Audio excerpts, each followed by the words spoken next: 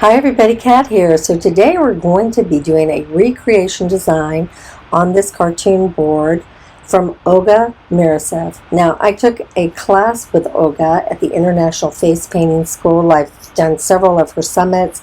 She's got a phenomenal school, and although I'm not trying to do a commercial for her school, I will tell you her school was great. I can't tell you how many times I had to go back and redo my designs. I mean, literally over and over and over, because my focal points were off or my balance was off. And it really helped me a lot. But through COVID, I can just be really honest with you, I haven't been face painting. I've done them, time to time on my dad, just to try to keep in practice. And I try to break out my paints every day to even do like 5 or 10 minutes.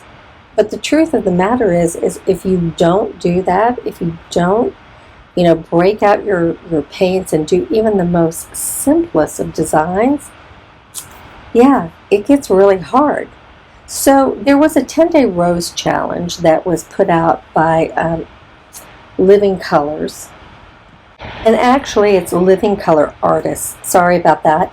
But she put out this 10-day rose challenge, which made me actually go back in and say, okay, I've got to work on this because I'm not good at roses. This will help me build back some muscle memory. And then, today's challenge was a pink rose. So with pink rose, I looked in some of my older designs, some of the things I had to do for the school. And this one is just, I think it's a great design. It may be simple, but I can tell you, any little girl wearing this particular design would absolutely love it. Now, I'm trying to work with a dagger brush, so, just bear with me here a little bit. Because I'm practicing and I'm actually recording this, I'm working with a dagger brush, which I normally don't do, but it's, again, one of those self-challenges I was trying to do. So, yeah, I'm going back and making the leaves a little smaller because they're a little too big for this design. And although this design is not going to be perfectly in balance, a lot of it has to do with the style of the placement of the eyes and the nose and the cartoon board, but I'm going to do the best I can.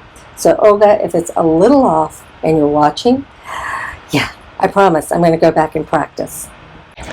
So as you're going in and you're building your swirls and your teardrops, if you're right-handed, I have found going to the left-hand side first helps me keep in balance to my right side. It seems like if I always do the right side first, I'm off balance. And you can see right here where that curvature is off on the left-hand side. And I didn't quite fix it, but I'm going to try to hide it with a teardrop. So I'm going to kind of fake it out. Yeah, that's a real thing sometimes when you're trying to paint fast. You do things to try to cover up your mistakes, and although most people wouldn't know that it was a mistake, you're probably going to know it was a mistake. But here we go. We're going to add some flicks up here at the top, and I love that because it actually helps frame the rose, so I think that's a nice way of doing that. And then we're going to bring some teardrops down here to the bottom to also balance out this design. So once we get these swirls in here, we're going to go ahead and add some dots right around going up to the inner focal point, just again to frame out the design a little bit more. And again, I know it's off a little bit, but hey, I gotta tell you, I actually love this design, and me painting it right now makes me want to just go ahead and try this literally 10 times to see if I can get it back down the way I did when I was in class, just because I don't know, who wouldn't love this design? I think even on myself I would love this design. Now, I don't have the glitters here with me to make it sparkle even more, but adding some starburst in here will certainly make this look even prettier. And I know a lot of people do their starburst differently. Some use stencils.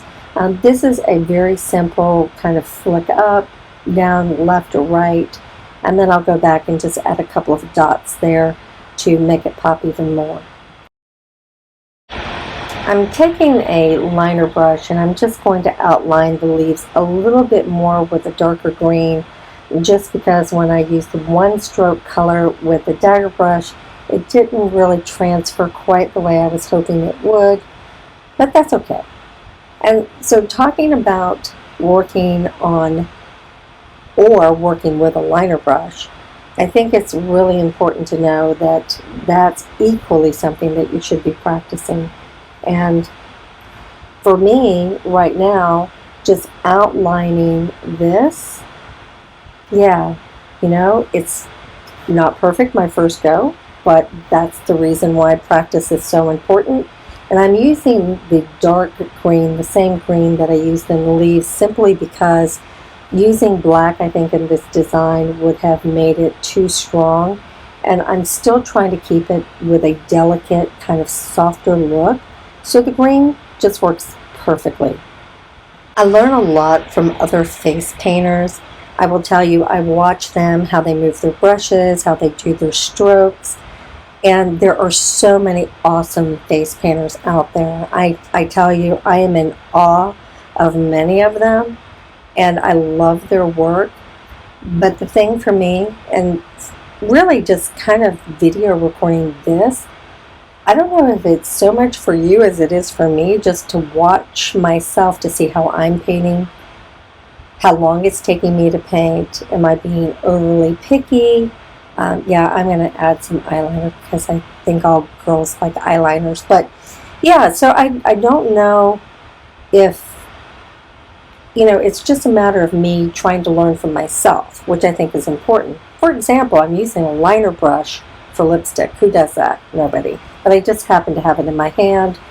And so, yeah, I'm using the liner brush for lipstick when you could have used like a filbert, and that would have been done literally in a millisecond.